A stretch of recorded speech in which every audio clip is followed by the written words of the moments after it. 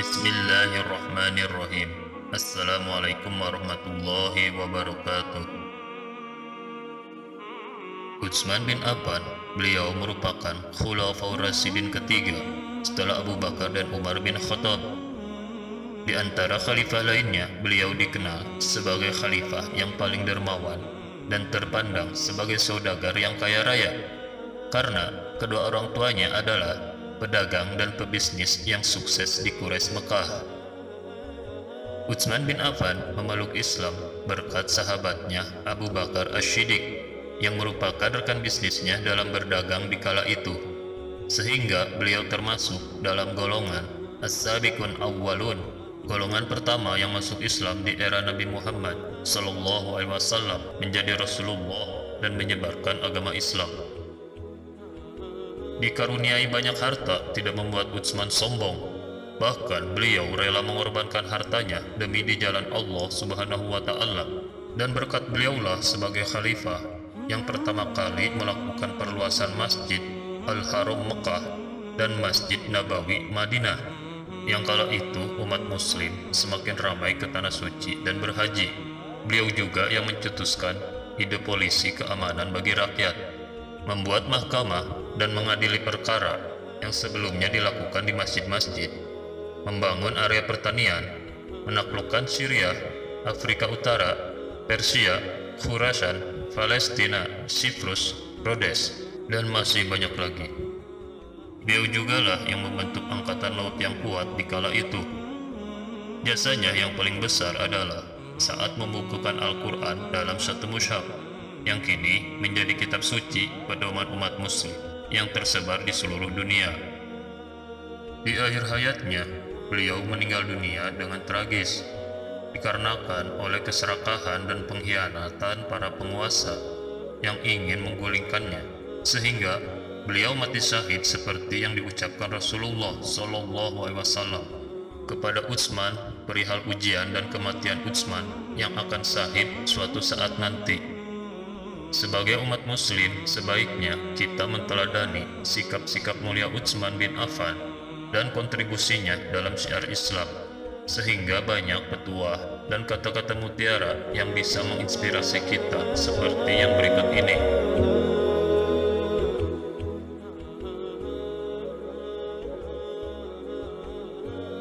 Ambillah hikmah dan pelajaran dari kisah dan cerita orang-orang terdahulu. Ada 4 hal yang tidak berguna, yaitu 1. Ilmu tanpa amal. 2. Kekayaan tanpa diiringi dengan berinfak di jalan Allah Subhanahu wa ta'ala. 3. Kesalihan hanya untuk dipamerkan.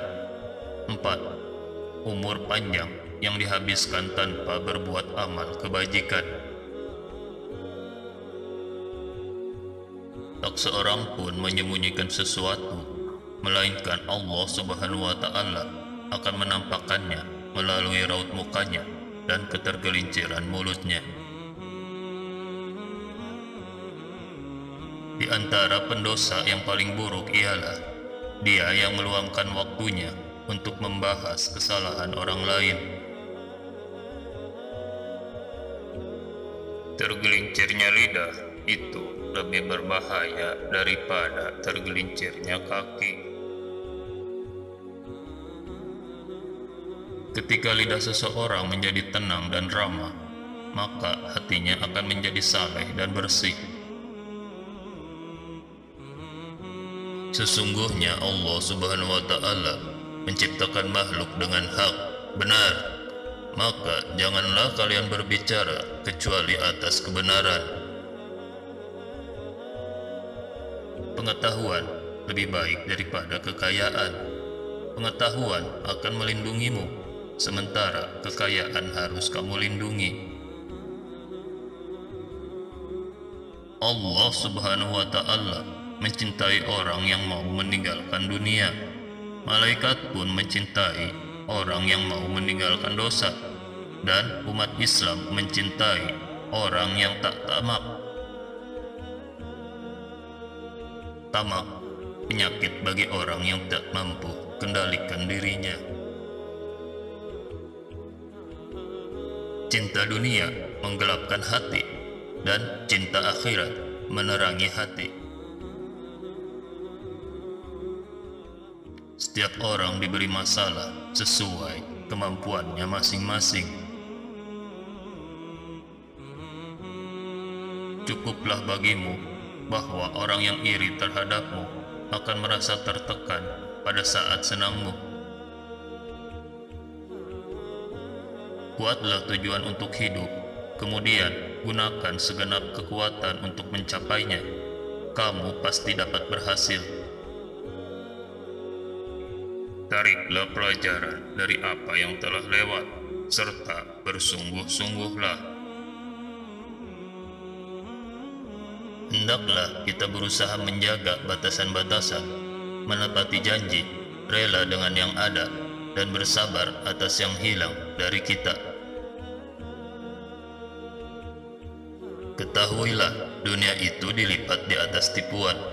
Jangan sampai Anda tertipu oleh dunia, dan jangan sampai Anda tertipu oleh syaitan dalam ketaatan kepada Allah Subhanahu wa Ta'ala. Dunia itu hijau memikat manusia. Banyak manusia suka padanya. Janganlah kalian menyandarkan diri pada dunia. Jangan percaya padanya, karena dunia itu tak dapat dipercaya. Ketahuilah, dunia itu tak meninggalkan siapapun kecuali orang yang meninggalkannya. Lemparlah dunia sebagaimana Allah Subhanahu wa Ta'ala melemparnya. Berbisnislah, berniagalah dengan Allah Subhanahu wa Ta'ala. Niscaya kalian akan mendapatkan untung. Bekerja keras memberi bukti, bukan sekedar janji. Di antara tanda-tanda orang yang bijaksana ialah karena hatinya selalu berniat suci, lidahnya selalu basah dengan zikrullah, kedua matanya menangis karena penyesalan. Segala perkara dihadapinya dengan sabar dan tabah, mengutamakan kehidupan akhirat daripada kehidupan dunia.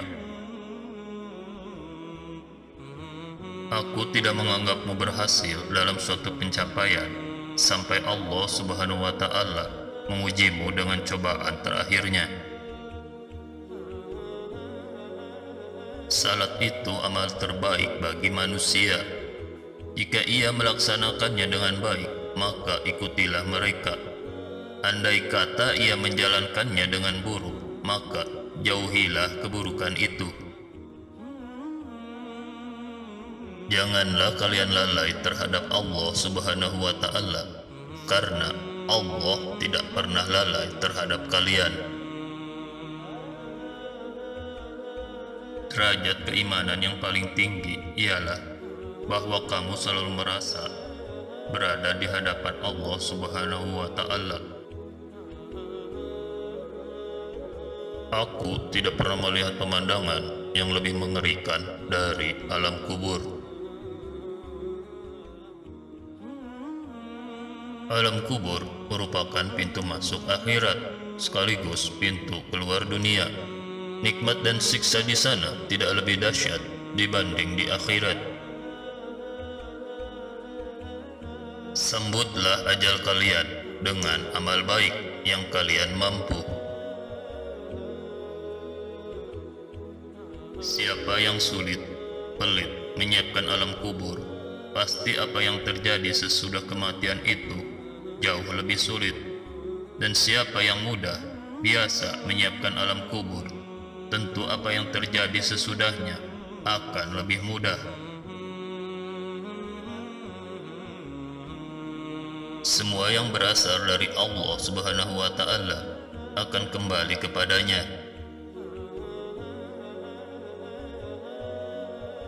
Aku lebih senang dipandang oleh Allah Subhanahu wa Ta'ala sebagai hamba yang berbuat baik daripada sebagai orang yang berbuat kerusakan. Aku merasa cukup dengan pandanganku sebagaimana aku merasa cukup dengan ingatanku. Ada 3 hal yang aku sukai di dunia ini, yakni memberi makan kepada orang yang lapar, memberi pakaian kepada orang yang bertelanjang, dan membaca Al-Quran. Andai hati kalian bersih, maka kalian tak akan pernah merasa kenyang dari membaca Al-Quran. Orang terbaik akan mau menjaga dan berpegang teguh dengan kitab Allah Subhanahu wa Ta'ala. Aku ingin masyarakat bisa menyatu dalam bacaan. Jangan sampai mereka berselisih sehingga menambah sesuatu yang bukan dari Al-Quran. Jika dalam Al-Quran kalian menemukan perintah untuk mengikat kakiku, maka ikatlah. Hal yang mendorongku untuk membukukan Al-Quran adalah perselisihan umat. Di antara mereka menganggap bacaannya lebih baik dari yang lainnya, dan aku pun ingin bacaan mereka tidak berbeda. Allah Subhanahu wa Ta'ala tak akan mencabut kekuasaan melebihi dari ia mencabut hafalan Al-Quran. Segala sesuatu itu akan binasa, dan binasanya ilmu ialah lupa pada ilmu itu sendiri. Ingatlah, orang yang selalu bersama Allah Subhanahu wa Ta'ala tidak mungkin merasa takut. Sebaliknya, orang yang meninggalkan Allah Subhanahu wa Ta'ala, kepada siapa dia akan berharap? Janganlah kalian terpengaruh oleh sesuatu yang segera lenyap. Jangan pula kalian sibuk olehnya sehingga lalai untuk menghadapi yang kekal. Dahulukan sesuatu yang kekal. Dunia itu pasti musnah. Hanya Allah Subhanahu wa Ta'ala tempat kembali. Aku menemukan kenikmatan beribadah dalam 4 hal, yakni ketika mampu menunaikan kewajiban-kewajiban dari Allah Subhanahu wa Ta'ala, ketika mampu menjauhi hal-hal yang diharamkan oleh Allah, ketika mampu mengajak berbuat kebaikan, amar ma'ruf, dan mencari pahala dari Allah, ketika mampu mencegah perbuatan mungkar, nahi munkar, dan menjaga diri dari murkanya Allah. Takutlah pada Allah Subhanahu wa Ta'ala tempat kalian kembali. Janganlah gegabah untuk memfitnah. Jangan memisahkan diri dari perkumpulan jamaah. Orang yang tidak diberi hendaklah memberi. Penakut memberi rasa aman. Orang yang diasingkan hendaknya mengembalikan. Aku merasa kasihan pada kalian karena kebodohan. Kalian pasti tahu akibatnya akan berujung pada kesesatan. Ketahuilah, orang alim itu dapat memberantas kebodohan. Kalian lebih butuh pada pemimpin yang aktif ketimbang pemimpin yang sering mengumbar kata-kata. Wahai hamba Allah, berhati-hatilah kalian, bantulah pemimpin kalian, nasihatilah mereka, dan janganlah kalian menganiaya mereka. Membangkang dari pemimpin, berpisah diri dari perkumpulan, dan memfitnah para imam adalah suatu bencana yang merugikan bagi orang yang melakukannya. Tidak ada yang mampu mengurusi permasalahan umat Islam kecuali orang yang memiliki integritas, hikmah, matang, dan berpengalaman. Kalian itu menjadi pionir Islam. Manusia akan menjadi rusak jika kalian rusak, dan mereka menjadi baik jika kalian baik. Segala sesuatu pasti memiliki penyakit. Nikmat pun juga penyakit. Penyakit agama ini, Islam, adalah orang-orang yang sering menyebarkan fitnah. Mereka selalu memperhatikan apa yang kalian senangi dan menyembunyikan apa yang kalian benci. Mereka laksana burung unta yang selalu mengikuti orang yang pertama kali teriak. Ketika kaum muslimin tercerai-berai, keimanan mereka akan terkoyak dan akan kehilangan kekuatan dalam persatuan dan kesatuan di antara mereka. Musyawarahkan dulu sebelum berpendapat. Sopan santun yang baik dan menjauhi keraguan tiada tiganya. Ambil dan berikan segala sesuatu dengan cara yang benar dan tepat. Aku tidak mengharap pengganti bagi agamaku setelah Allah Subhanahu wa Ta'ala memberiku hidayah. Aku memohon hidayah pada Allah Subhanahu wa Ta'ala bagiku dan kalian agar mampu beramal sebagai bentuk ketaatan hingga mendapat ridhonya. Aku beriman kepada Allah Subhanahu wa Ta'ala yang menciptakanku dan menyempurnakanku. Mengikuti hawa nafsu membuat kita takut mati. Aku meyakinkan mereka bahwa yang hak itu adalah saudara, sedangkan yang batil adalah syaitan. Jagalah kedekatanku kepada kalian, karena kalian menjauhiku membuat kalian berbuat aniaya terhadapku. Saya berada di antara orang-orang yang berlisan ganas, berhati batu, dan berpedang tajam. Ketika dikepung, beliau pernah mengatakan, "Aku lebih senang mati pertama sebelum yang lain mati, daripada mati setelah mereka." Orang-orang menghalalkan darahku, akan tetapi mereka tidak menghalangiku berhaji. Ini bukan suatu pandangan yang baik.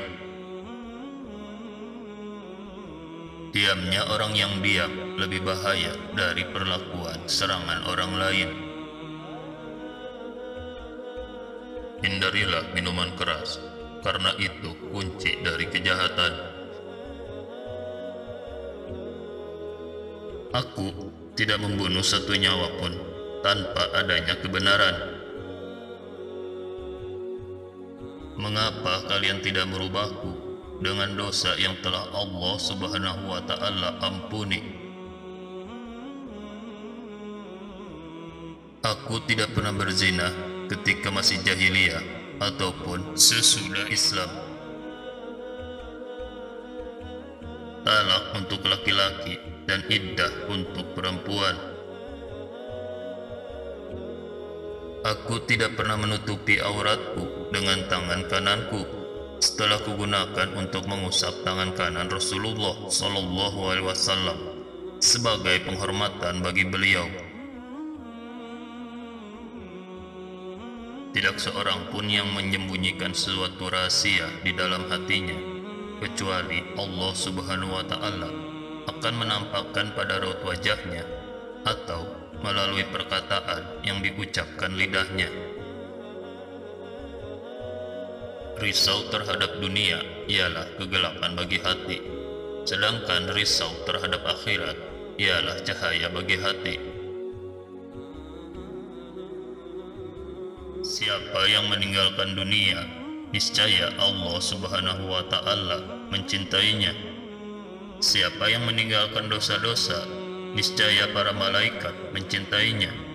Dan siapa yang memutus keinginan dari apa yang dimiliki muslim lainnya, niscaya kaum muslim mencintainya.